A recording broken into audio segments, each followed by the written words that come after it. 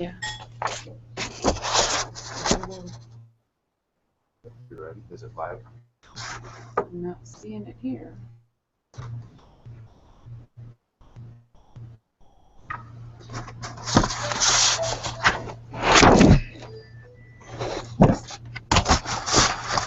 Yeah, we're getting set to fire it up right now. Okay, thanks. Bye.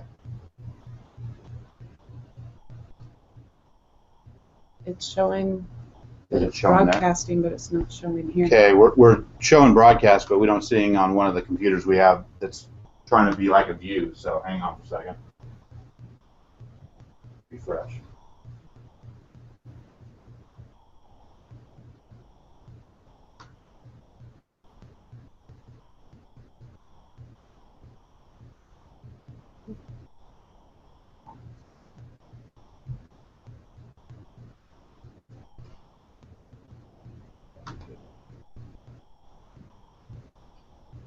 You want to go then?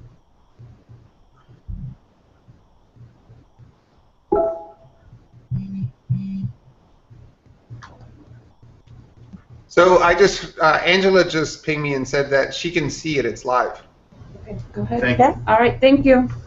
Good morning and welcome to our one-to-one device kickoff. I'm Cathy Nichols-Washer, Superintendent of Lodi Unified School District. We are very excited to bring you this new technology. Your school has been chosen to be one of the first to have a device for every student. Our technology experts, your teachers, and our partners from Google and Intel will help make sure this all works. We know that you use technology every day for communication, entertainment, and learning. We want you to use technology in your classrooms every day to help you with learning at school. We have been working on this for a long time and are really happy that you are the first group for this project. I'm looking forward to seeing this in action. I know you will have fun and be able to do amazing things. Now I'd like to introduce Jamie Casap, Google Global Education Evangelist. Welcome, Jamie. Thank you very much for having me. It's exciting to be here, and I want to thank Angela for inviting me.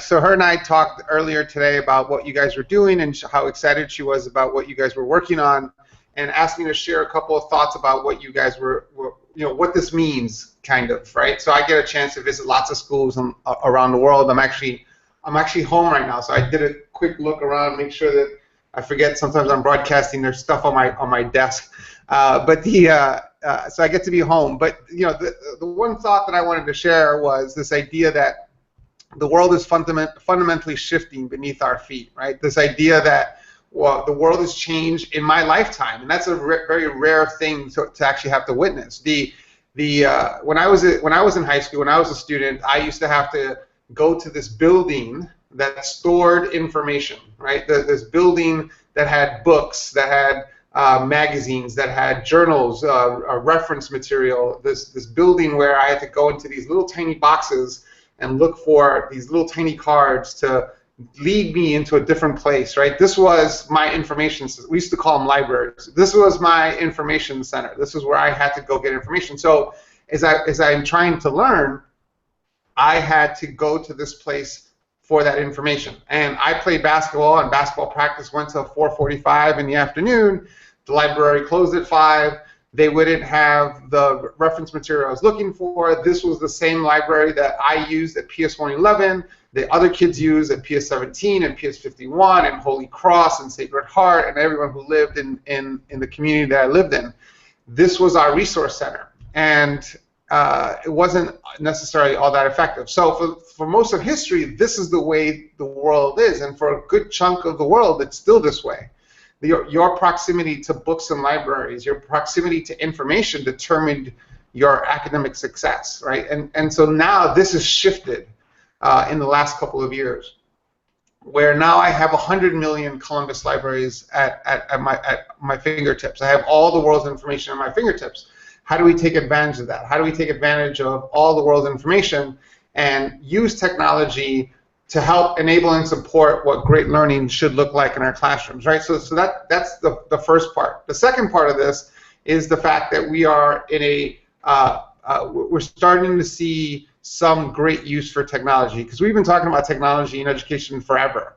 But the fundamental thing here is that now, because of technology and because of its ease of use and this manageability and scalability and the things that I hope that we're working on to make that technology as invisible as we possibly can, we can take advantage of all the things that we know about learning, all the research that's been done over the last 30 years about how we can make learning engaging and relevant, how we can make learning personal, how we can make learning student-centric. And I'm hoping that our devices are portals to all the world's information, that our devices are there for teachers to think about what else could we be doing in our classrooms, what else could we be looking for. So that's part one. And part two to this is this idea that technology is part of our lives, right? It's, as the superintendent mentioned, we all use it on an everyday basis.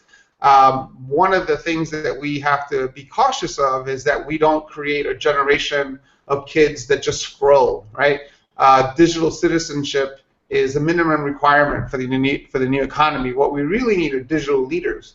And so how do we use technology to create digital leaders? How do we teach our kids how to search, how to vet, how to make sense of information, how to dig deeper into something, how to understand something at a completely different level? Because now we live in a world where information is a commodity, right? Information has no value. I'll tell you a quick story that I share sometimes when I do keynotes. I'll be in the middle of my keynote and I'll talk about the fact that the world has shifted, and then I'll mention that I saw a statistic back in February that said that 7% of Americans can name you the first 4 presidents of the United States, right? 7%. Now, when I do this, the vibe in a room shifts. You can feel the room change because people are afraid that I'm going to call on them from the stage and ask them to name me who the first 4 presidents are. But the truth is that I could do that, and I can embarrass someone when I call someone to answer that question, and everyone can make fun of that person for the rest of the day, or I can give everyone in the room 30 seconds, and all of them can tell me who the first 4 presidents are. And so in this world, information is a commodity. Information has no value. It's what we do with that information. How do we take information and convert it into intelligence? And that's the critical component of the new global network-based, knowledge-based economy that we're finding ourselves in. So that's fundamental in technology, and how we use technology in our classroom as an enabling and supporting capability is absolutely critical for this global network knowledge-based economy that we're living in. And then the final thing I'll say, I'm a first-generation American, born and raised in Hell's Kitchen, New York.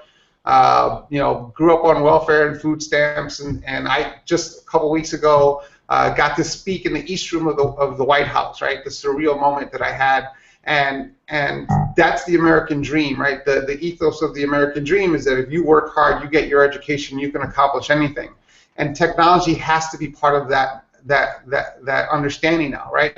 If you make more than $75,000 a year, there's a really good chance, 90% chance, that you have technology at home, that you have devices at home, that you have connectivity at home.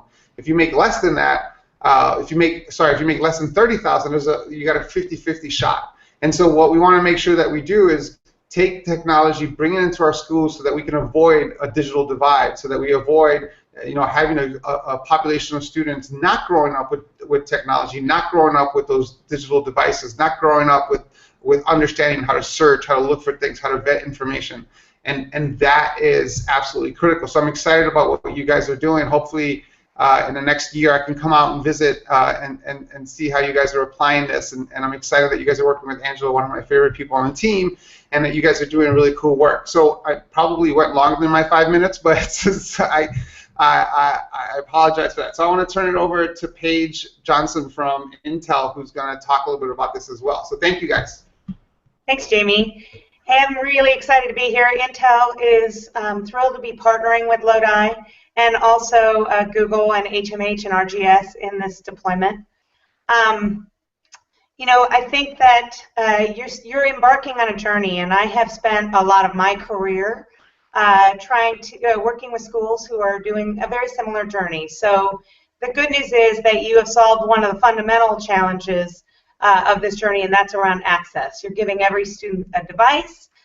The bad news is there are a lot of steps after that to make this work. So I want to talk a little bit about your role as educators, because there's nothing automagic about giving devices and having education suddenly improve and change. that burden still lies heavily on you as educators in your school system, asking different questions that can't be Google cut and pasted, because the research really clear that if you do that, learning will go down. Making sure that you have really great assessment. Figuring out ways to help personalize the learning so it's more meaningful to your students. And here I want to talk a little bit about some other research that's recently come out that I think is really interesting and a different lens to look at technology deployments. I sit on the NEA Foundation board, and we do a lot of work with districts around the country. And a lot of the research that we're finding talks about the role of teachers and the relationship with kids, and the importance of that relationship to student success. That teachers believe that all their students can succeed, that the students know that they believe that, and that you're building out stronger relationships. And what I think Lodi has set you up to do is to look at these this platform of Chromebooks and Access and going one-to-one as a way to build deeper relationships with your students, to give them new and different ways to engage in the learning process, to talk to each other and to you, to collaborate in a different way, to reach out to their families. And so this is not a simple challenge. I would say that our vendor ecosystem has not yet mastered creating the perfect ecosystem for you to do this in. Some of it is going to be homegrown and built up and very unique to your students. So I would challenge you to really work as a professional learning community, to support each other in your reflection around your practice, to share great apps and great ideas with each other. Overshare is better than undersharing, because you will face challenges. Going one-to-one is not always the easiest thing. You really, you have to change what you do, and changing behavior is often the hardest part. So support leaders, if your principals are on, allowing your teachers to make some mistakes, learn from those mistakes, and course correct quickly is one of the most important aspects that the research finds leads to more successful implementations. So welcome to the school year. Congratulations on embarking on this journey, and we look forward to helping you achieve wild and great success in your learning environments with your families and students. Now I'm going to toss it back to Cathy. Great. Thank you very much. I want to thank our teachers who are in this project for the extra work and time you have put into this. Teachers have already attended hours of training and will continue to do so throughout the project. So thank you for that, for all of the time and effort you have brought. Appreciate your expertise that you bring to the classroom and the concern that you have for your children each and every day. Students, thank you for the energy and enthusiasm that you bring to this and that you bring to the classroom. Please enjoy, please have fun, and look forward to seeing you in the future. Thank you. Thank you to all who participated.